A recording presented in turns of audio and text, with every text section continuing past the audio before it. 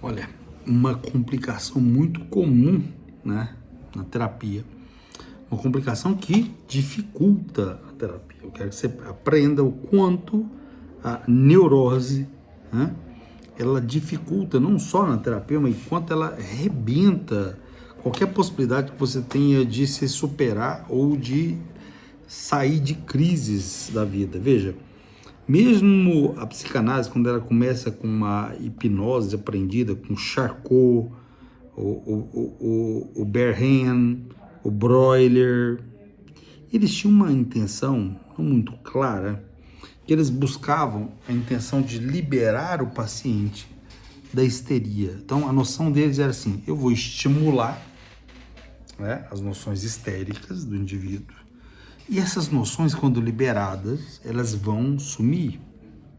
Só que o nosso cérebro não trabalha dessa forma.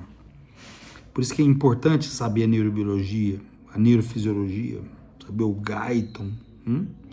Porque quanto mais você estimula uma área, pior fica. Então, os sintomas histéricos, quer dizer, a recordação de traumas, induzido às vezes numa hipnose, quer dizer, aqueles eventos traumáticos voltam.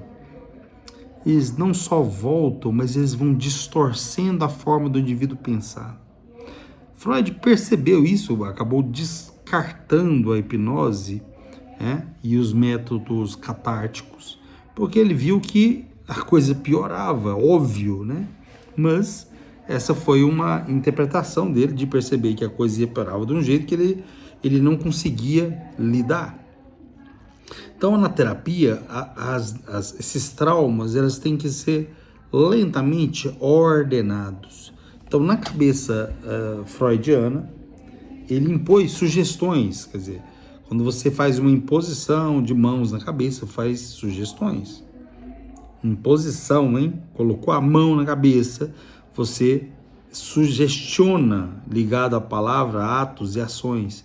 Depois, por meio de técnicas, esse paciente vai sendo submetido a regras fundamentais. O Gru de Gel é um pesquisador muito bom, estudou muito isso, mostrando o quanto que essas técnicas vai submetendo o indivíduo a regras, seja elas impostas ou não, mas normalmente as regras vão sendo ordenadas pelos eventos traumáticos. Você está entendendo?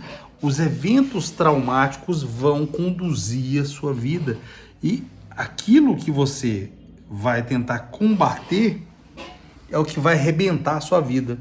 Porque a forma como você está lidando não é a forma correta, ou a forma como a maioria das terapias tentam lidar. Então, as regras fundamentais do Grundegel, ele vai estimulando pela hipnose, lembra até o Freud, né?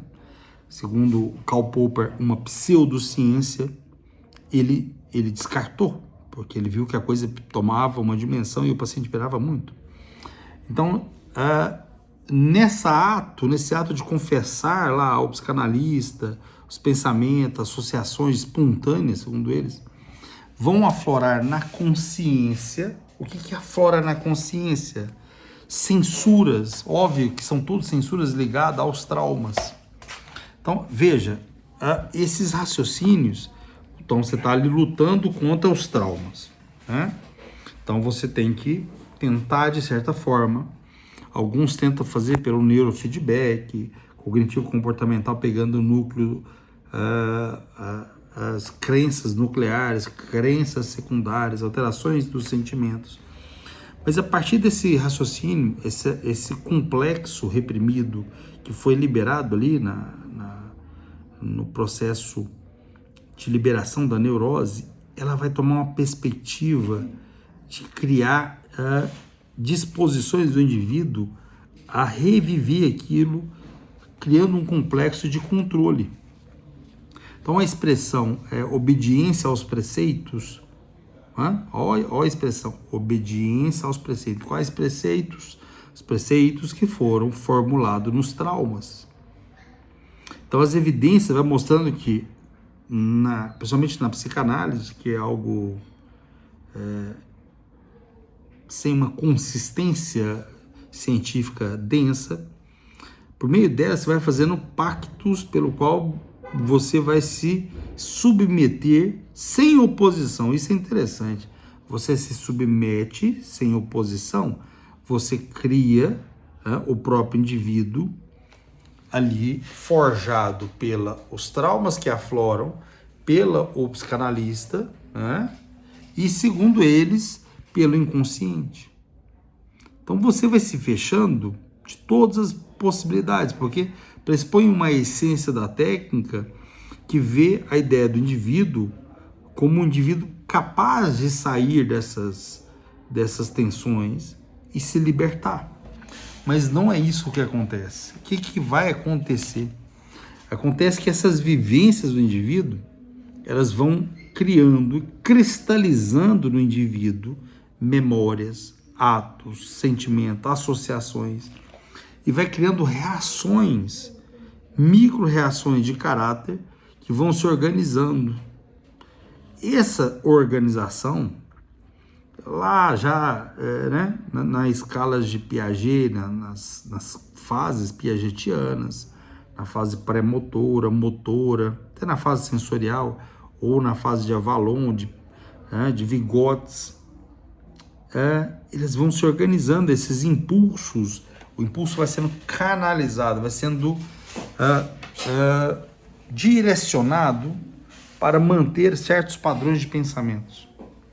Você está entendendo? Então, aquilo que antes já te fazia um sofrimento, só que a escala dele agora vai ser menor. Então, esse circuitaria, que eu chamo de circuitaria neurobiológica dos quadros neuróticos, eles vão sendo reavivados em microescalas diferentes e vão, assim como o neurônio trabalha com pulso, ele vai impulsionando o indivíduo a viver segundo o que o afeto determina. Se o afeto determina, não é mais o intelecto que comanda, não há o ordenamento. Se o afeto ali estimulado, sem, obviamente, o indivíduo tem essa consciência técnica de que isso está acontecendo, o ato do indivíduo fica pulsional, né? Sendo bem freudiano, há um ato de pulso. Então, o caráter e a personalidade do indivíduo e a forma como ele raciocina cognitivamente vai criando uma personalidade que eu chamo irreal. Por que irreal? Porque ela foi experimentada anos atrás pelos traumas, mas não significa que aquele trauma vai determinar o indivíduo. Só que nesse caso vai, porque ele foi estimulado até para fazer o juízo crítico que o indivíduo faz da realidade. Isso é muito difícil de trabalhar dessa forma, porque primeiro você inverte o raciocínio lógico do indivíduo. Não são o intelecto, não são a parte mais elevada do indivíduo, mas são os prazeres, são a noção de ter sensações. E o indivíduo, né? Obviamente, o indivíduo que trabalha com sensações é uma criança. Então você, de certa forma, vai infantilizando o indivíduo. Quanto mais você infantiliza o indivíduo, mais esse indivíduo vai ser incapaz de ser feliz. Parece estranho, porque a criança, ela fica feliz ali, comendo um doce, comendo coisas imediatistas. Ela não tem noção do esperar. Ela não tem noção de que o esperar vai trazer felicidades maiores. Então, esse indivíduo, as ideias dele, que vão se formar dentro dessa estrutura já traumatizada, com símbolos traumatizados, vai arrebentar a biografia do indivíduo, a personalidade do indivíduo. Vai ser uma criança em andamento. Vai ser uma criança sem possibilidades de se tornar adulto, embora travestido de adulto. Isso aí eu vejo um paciente de 30, 40, 50, 60 anos que sofreu traumas, e os traumas os definem porque foram estimulados para ser assim. E as crianças descobrem que se é feliz ou não é irrelevante, porque ele quer o prazer imediato, a experiência, uma dificuldade de lidar com frustração. Você lida bem com frustração? Você lida com facilidade ou com dificuldade? Então, repetir essas frustrações que ficam emanando dessas limitações do indivíduo, cria um indivíduo quase que um indivíduo com déficit cognitivo, ou diria retardo mental. Porque ele é incapaz de compreender que ele é um adulto. Ele é incapaz de compreender que rejeições, que reclamações, que traumas fazem parte. E tem que ser desejado essas nossas. Tem que querer isso. Como é que você vai desenvolver? Como é que você vai crescer sem receber críticas? Impossível. A história afetiva do indivíduo, a história afetiva nossa, ela só vai amadurecendo quando o indivíduo entende que ele não é especial. Porque uma criança acha que o mundo gira em torno dele.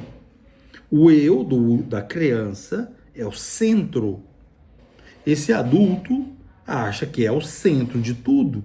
Se ele é o centro de tudo, ele é dono da razão. Ele é dono de tudo. Tudo tem que girar em torno dele. Esse indivíduo que vive na infância com ego alto e uma carência afetiva alta e que é norteado por distorções cognitivas fruto de traumas, veja a complexidade que é destruir isso e transformar o indivíduo dentro da normalidade. E a normalidade envolve obrigatoriamente destruir o ego, tornar o indivíduo autoconsciência ou autoconsciente dessas distorções cognitivas que foram feitas e estruturadas para frear o indivíduo. É complexo? É, mas é assim que nosso organismo funciona.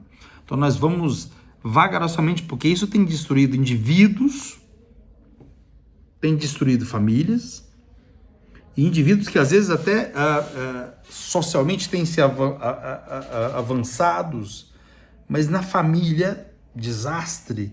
Internamente o indivíduo se sente um vazio existencial. O indivíduo se entrega às vezes ao trabalho feito maluco, mas ele não se localiza na esfera da personalidade que é lidada, que é organizada pelo intelecto.